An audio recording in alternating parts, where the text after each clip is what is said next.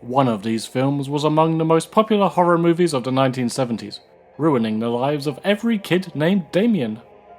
The other was a classic episode of South Park. No, the other was a faithful retelling of the story, presented with a new star-studded cast such as Liev Schreiber, David Thewlis, Peter Postlethwaite, and Jesse Plemons in a wig. And of course, it released on the 6th of June 2006. But which is the best?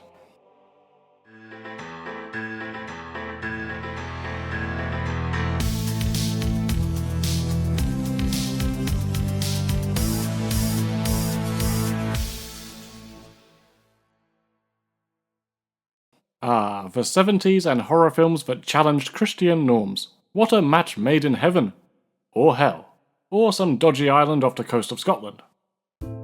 While The Exorcist raked in the accolades and respect usually reserved for prestige dramas, producer Harvey Bernhard got a Bernhard on for the Antichrist. That sounds libelous, but really, he just loved the concept of that satanic figure returning in modern times. He also presumably saw how much dollar The Exorcist amassed, and really just loved the concept of a new mansion. Do it again. He hired screenwriter David Seltzer to pen a script on the topic, which was eventually optioned by 20th Century Fox. From there, it didn't take long for a strong team to form, including director Richard Donner, whose filmography at this point was a couple of dodgy Bronson vehicles and a heap of TV work. The cast was led by Gregory Peck, who in his own words admitted the peaks of his career had long passed, and was considering retirement before he accepted the role. Luckily for both Donner and Peck, this spooky tale of severely unlucky individuals proved to be a pivotal and profitable part of their careers. How about we act like a mad Peter Jackson lookalike in Jerusalem and get digging? The opening credits set the scene Hold on, that's the wrong devil child. Start over. I'll try spinning, that's a good trick. The opening credits set the scene perfectly. A shadowy image that instantly informs you of the coming story, bathed in a flickering crimson light, as one of the genre's greatest themes rumbles up to an aggressive berating in Latin. Dominus Latibus. This soundtrack is the bee's knees, the cat's pajamas, the Rottweiler's nuts. You feel the epic gravity of the situation before even a single frame of footage. At 3 a.m, if I was awoken by the Child's Play theme suddenly blaring out, I'd be startled, but I'd get over it. If I was awoken by the Tenebrae theme, I'd leap into a drowsy but funky jig. But this demonic beat, I'd be soiling the sheets and sliding into the holy DMs of Pope Francis. Even Donner accredited the success of the movie to Jerry Goldsmith's remarkably ominous work here. But don't just take mine and Richard Kebab's word for it. The Oscars also graced the soundtrack with an extremely rare horror nomination. Jerry Goldsmith for The Omen. And an even rarer horror win. Jerry Goldsmith for The Omen. It stands as Goldsmith's only Oscar, as the Academy accidentally awarded the 1980 Best Soundtrack to A Little Romance instead of Star Trek The Motion Picture. Clumsy. The credits end, and a different sense of urgency grips us as a car speeds across Rome on the 6th hour of the 6th day of the 6th month. The scary soundtrack gives way to a man repeating the words, "The child is dead. The child is dead." This isn't actually the chauffeur severely overstepping his boundaries, but the horrible sentence plaguing our protagonist, Robert Thorne. He arrives at the hospital to indeed learn his newborn baby passed away during the birthing process, but his wife is in stable condition. She doesn't know the bad news yet, but she will be devastated. She's wanted a child for so long. However, as chance would have it, another baby has just been born, but its mother passed away instead. Shit night to be a midwife. Potentially good night for politicians that look like Gregory Peck. As an audience, we instantly form a connection to Thorne, sympathizing with his agonizing tragedy and the horrible conundrum that lies before him. Could he really raise this other boy as their own, deceiving both wife and child? Yes. The years pass by. As the boy Damien grows, so does Thorne's career. He's well established and good mates with the president of all people. Speak about friends in high places, fucking hell. So he's swiftly appointed as the new ambassador to Britain. Snap cut to London. How do we know that? Just do what every other filmmaker does. Red double-decker bus! Life for the Thorne family is on the up and up. Swanky new job, swanky new house, swanky new child that statistically probably isn't the son of the devil. Spirits and ambitions are high. There's even a flirty vibe in the air. You know, you could be too sexy for the White House. Ah, tell that to Martha Washington. God dang! They throw a little party. Hooray! But the vibe in the air turns from flirty to frosty. The photographer, Jennings, is a creep who won't leave the nanny alone. And when he does, she has a troubling encounter with the shifty-eyed dog. Oh yeah, and then she hangs herself in the most dramatic fashion possible. Party pooper much? Good lord, this kid is creepy without even trying. Harvey Stevens apparently got the job after clawing Richard Donner in the face and booting him in the dick. Typical Antichrist behaviour. He also looks like a cursed pint-sized version of Bruce Glover, aka the Devil, and he beat a cyclist unconscious, so it's just great casting all round. Shortly after, Robert is accosted at work by Doctor Who. Oh my word! This is Father Brennan, and it looks like Father Brennan's been hitting the Lord's blood a little too hard. Honestly, I'm surprised that crucifix around his neck isn't burning right through his skin. He was there in Rome 5 years ago. Oh yes, hasty and sweaty and watching all of your dealings, Robert. Now, in polite society, it is a fierce insult to bring one's mother into an argument. Just ask Mr. T. I saw its mother. You're referring to my wife. Its mother! Wait a minute. Don't bring anyone's mother into this. She ain't here. Nonetheless, Father Brennan has something to say. What is it that you're trying to say? His mother was a devil! Ugh, he was interrupted. How rude. But don't worry, I know exactly what he was going to say. His mother was a Jacket potato! Meanwhile, party pervert David Warner is developing some of his pictures and uncovers some shocking results. No, there are peculiar lines on the photos. Huh, must be from when Robert savagely destroyed his apparatus. Oh well, nothing satanic here. Moving on. Catherine Thorne decides to dress up like she's gonna give Larry Talbot some lycanthropic exposition, but instead gets into a Barney with Mrs. Baylock, the new nanny, who is actually quite old, not to be confused with the old nanny, who was young, but hung. Neither of the Thornes recall requesting an interview with Baylock, but the explanation given is just plausible enough to leave a sliver of doubt in our minds. Then again, she's clearly an evil bastard. Unlike Imagine Dragons, she doesn't want Damien to be taken to church, because she knows that kid's gonna lash out like my toddler when you ask her to do literally anything. They take him to a safari park instead. Great success. And again, weird things are afoot. The giraffes are spooked into a long-necked trot, and the baboons go ape. Is it related to the boy being the Antichrist? Or is it just a fact of life that monkeys in a safari park will absolutely fuck your car?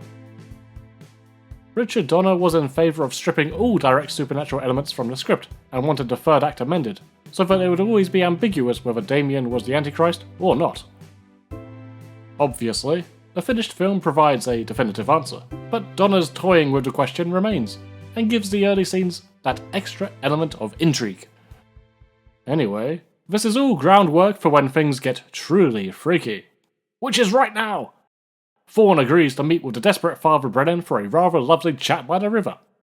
Brennan reveals all the information he knows to our hero, which, in cinematic terms, means he's dead weight. Perhaps he realises this mistake, so he tries to throw the script off by spouting a load of nonsense words. Megiddo, Jezreel, Bugenhagen. Too late, he gets caught out by the English weather's classic trick of suddenly morphing from a pleasant day to a total shit show in mere seconds. Leaves are blowing, lightnings are lighting, and Goldsmith's haunting choir is back, back, back! This whole scene is positively dripping with dark ambience, and is one of my favourite moments of the film. But it's not my most favourite. Can you guess which scene that is? It rhymes with Saved Sana's set setting such soft I say sane soft slars. My point is, if you want to be a horror filmmaker looking for your Horror 101 course, Go watch Jaws. Now if you want Horror 102, come watch this scene. Donna killed it like a pole through the shoulder. Oh, what a coincidence. And the sun's come back. Brilliant. The viewers are now shook to the core, and the rest of the film powers through in a new gear. There remains this abiding sense that an unseen, omnipotent evil can strike you down at any time, using any old object as a murder weapon. The Omen is very much a precursor to Final Destination in that sense, though of course, much more biblically challenged. David Warner's photographer takes a larger role in the story at this point too, and brings with him some real belters. It is he who introduces us to the foreshadowing power of his camera, a really fascinating gimmick to create tension when further abnormalities threaten the still surviving cast. He also gets us into Father Brennan's abode, the demented room covered top to toe in crosses and Bible pages, a location forever imitated but rarely bested. The extent of the plot and conspiracy is revealed here, and acts as our passport to the various countries, characters, and horrors yet to come. I love that the story shifts focus away from the family drama for a time, switching into a little mystery-soaked adventure featuring this mismatched pair. As they learn the full story piece by piece, so do we. Simple, engaging storytelling, hoisted up by suspicious fires, eerie figures from Thorne's past, and abandoned cemeteries that are no place for people with xenophobia or those who don't like violence against babies. Christ, yeah, it takes a pretty frickin' fucking dark turn. I know the villains are literally like the devil, but nothing grounds the outlandish plot like a grieving father seeking mad justice against a cult that would batter in the head of a newborn baby straight out of the womb. Oh, and your nanny just killed your wife, by the way. Enjoy your vacation. Now we're 100% committed to Thorne's quest. The journey takes us to Israel, in a moment that admittedly feels like, oh, The Exorcist had those scenes in Iraq. Quick, excavate something! Thorne is given the answer to all his problems. Yeah, all you gotta do, mate, is stab your 5-year-old adopted boy to death with these mental daggers. Simples. But before we get to that tragic teller, it's time for my favourite scene in The Omen. Jennings declares he'll kill the boy if Thorne can't. Famous last words. Donner outdoes himself again. What should be an unassuming workman going about his day is rendered deliciously anticipative. Ho ho, the suspense. The knowledge of his cursed photo, the slow descent of that truck, the fact that it stops short of crushing him, so for half a second maybe he's okay, then BAM! Blam! Even the soundtrack is taken aback, waiting until the other window shatters to unleash its full cacophony of spine-tingling music. And finally, Robert's equally violent reaction to the not-so-accidental accident is peak peck. The remaining 15 minutes is a pretty good race against the devil. It's not without its tension and gruesome stabs, and the 666 reveal is famous in its own right, but it's hard to top the preceding moments for me. That said, when it comes to the very end, I would not change a beat. Thorne finally forces Damien to attend church, and prepares to end his life. Despite the birthmark affirming what we suspected, and knowing full well the implications of Damien's survival, the little child's pleas to his makeshift father are still heartbreaking, and honestly would have given me pause if I was in Peck's shoes. Because it's a film from the 1970s, Hollywood's most downbeat period by far, Thorne is, quite understandably, cut down by the police instead. At his funeral, we are shocked to learn that Damien has been adopted by the president, and the little shit turns and serves one of the most devilish smiles in history. I normally abhor when a film ends on a character randomly opting to break the fourth wall to stare me down. Well, that was a wonderful film. I really enjoyed it. No, don't do it. Don't do it. No. It's like the film's telling me, oh yeah, you, I see you. The film's over now. Piss off. The Omen is the exception to the rule. With that one brief look, Damien is telling us that he won, we lost, and everything is fucked. If I haven't made it abundantly clear so far, I am a big fan of this film. Usually, I'm drawn towards smaller scale stories when it comes to horror. With these Hollywood films, I tend to find the scares are critically impaired by the over-the-top third act, or globe-trotting antics, etc. But again, The Omen stands as a pivotal counter-argument to my standard tastes. The wider threat of Damien and all he represents manages to be ever present, but is kept just vague enough that the film doesn't lose its central focus.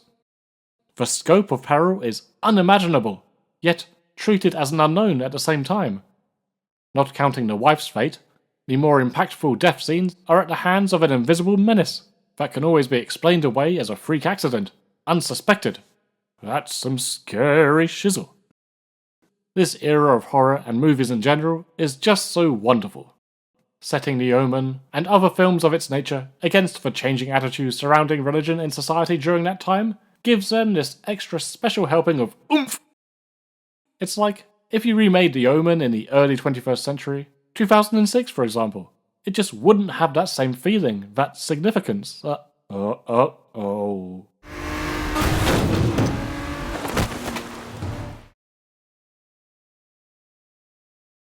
Anything you can do, I can do, shitter! The Omen 2006 falls into that unfortunate category of remakes that stray a little too close to their source material, leaving you wondering why they really bothered in the first place. In fact, the screenplay was deemed so similar to the original by the Writers Guild of America that screenwriter Dan McDermott's name was ordered to be stripped from the credits. David Seltzer, the writer of the 1976 movie, received sole writing credit instead, despite having absolutely no involvement with the remake in any capacity. Indeed, having watched the two films back to back, I can understand the WGA's decision, unusual as it may be. The 2006 film echoes the original scene by scene, for the most part, and large chunks of dialogue appear to be directly lifted. Any changes to the structure or story are minimal at best, and any amendments to the dialogue serve only to weaken the existing lines and dumb it down for the lowest common denominators. For that reason, you'll be grateful to know I won't bother recounting the plot again. Let's just focus on the changes. A more significant change is Damien himself. You may note that in the original, the filmmakers were wise to keep the off-kilter child pretty much silent, in terms of actually speaking, until the climactic moments. The remake proves this was the way to do it because the new kid is a right chatterbox, and the mere act of speaking manages to diminish the quiet menace and mystery of the character. Did I scare you, Mommy? I didn't mean to. What was once portrayed via visuals is now uttered out loud. They're afraid. This isn't just a Damien problem, mind you, it tarnishes the whole experience. The priest, he said his mother was a what? They chose you, Robert. Yes, there aren't any babies watching The Omen, I hope. We can follow along just fine, thank you. Continuing the Damien thread, this iteration just feels more actively malicious. His hiding from his parents to cause fear and panic is more pronounced. His attacks on his mother in the car seem more targeted than accidental, and most importantly, he seems to really be aiming with intent to harm when he rides into his mum later. In the original take on this scene, yes, Damien didn't help when he could, but there was this underlying innocence or unknowingness to his actions, or at least that's how I interpret it. With this Damien appearing so outright evil from the get-go, that Donner-style vagueness is absent, and the story suffers for it. Also, his haircut is bloody awful. What else is there? Oh, they added an additional death scene in the first act. The original film understood the appeal of these dramatic set-piece kills, but also had the restraint to limit those to one per act. The nanny in Act 1, Brennan in Act 2, and photographer Jennings in Act 3. Each are spread neatly through the narrative, and each is more horrific than the last, creating a sense of deathly progression. The remake blunders that by inserting a fourth death very early on, just after Robert is appointed as Assistant Ambassador for the UK. The actual new ambassador gets 10 seconds to enjoy his new role, before a work truck rolls down the hill, leading to a fiery explosion. There are only two positives to be gained from this edition. One, it's another notch in the conspiracy, another dark push to get Robert Thorne into position, and therefore Damien into position. Two, explosion go boom, audience go woo. However, the negatives of this edition are damning. By going so big so soon, it makes the following death scene, the nanny, feel distractingly low-key, without any of the shock of the original. It throws off the pacing in general. The slow burn is now a, oh shit, we're 10 minutes in and everything's burned. The pace of the rest of the film remains in 70s mode, as it is lifted scene for scene, so this sticks out like a sore thumb. Likewise, the Hellraiser-style unexplained hobo that triggers the death utterly destroys the whole unseen spooky element that made the old kills work so damn well. Worse still, if you're gonna take that route, at least bring the hobo back and tie him into the other scenes for consistency. Do they? Do they? Heck! Failing where the original succeeded must have been the mantra of John Moore, the director behind other such classics as Max Payne and A Good Day to Die Hard. Remember how the 76 film methodically constructed details of the plot throughout the 2-hour runtime? This one begins with the Italian priests uncovering some of that, lessening their impact later. Also, it's the opening, so you're still settling down for some nice, easy entertainment and escapism when BAM! 9/11! Great, thanks. The only other real change is the addition of 2 nightmare sequences. Such scenes are usually lazy ways to slip in a cheap scare or pad out the runtime. The Omen remake should be hailed as the poster child for this trope. The first dream is a blunt representation of the wife's growing fear of Damien. That would be tolerable if we hadn't just had a 5-minute monologue where she already explained her thoughts in full, boring detail. I need to talk to someone. Yeah, an acting coach. I need to talk to someone. I said yeah, an acting coach. Maybe it'll be worth it for the inevitable jump scare.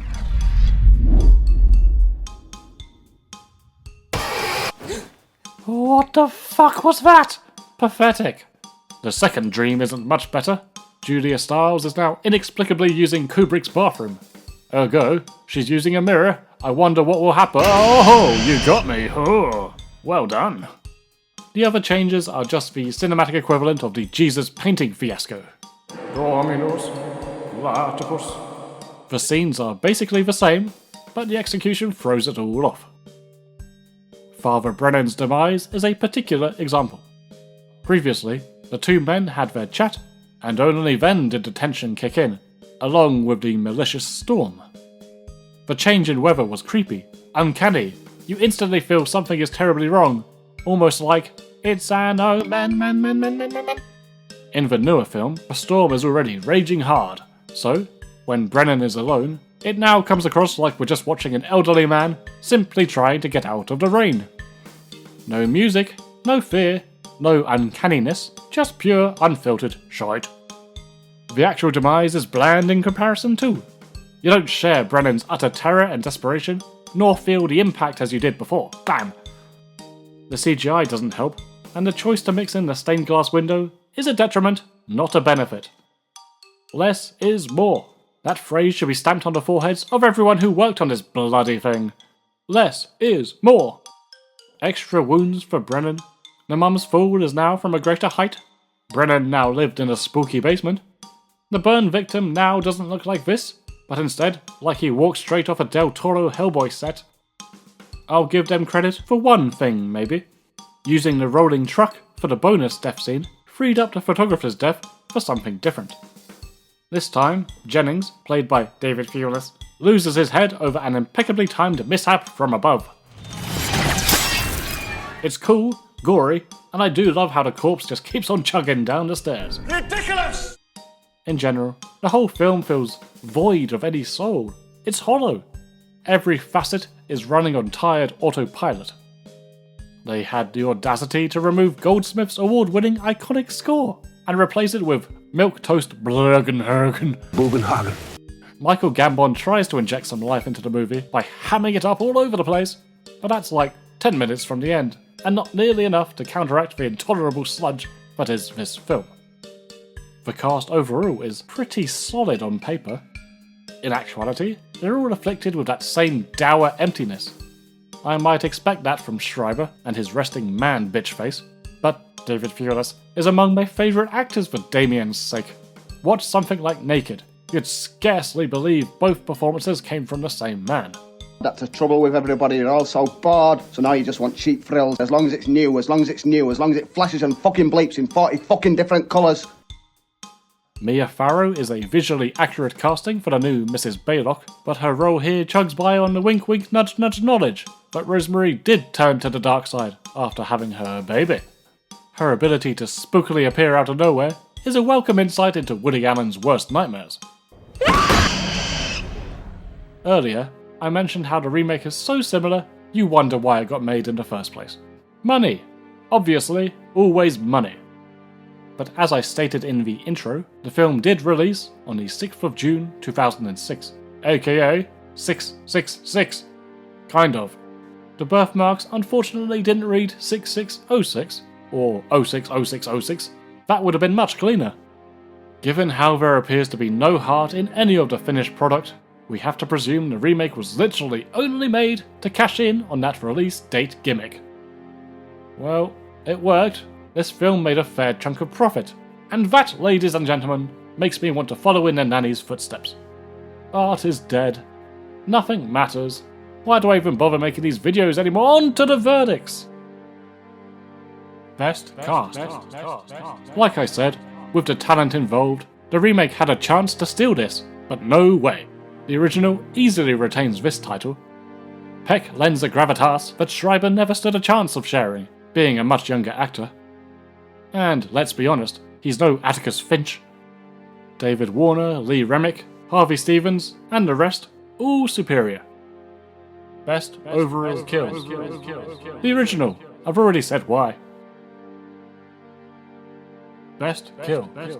The best singular kill for most people will probably be a toss-up between Brennan and Jennings in their original forms. For me, it's Jennings. Best film. 1976. Who are we kidding here? Let me know your opinions in the comments below. Stay spooky, and stay the hell away from children's parties, churchyards, and construction sites.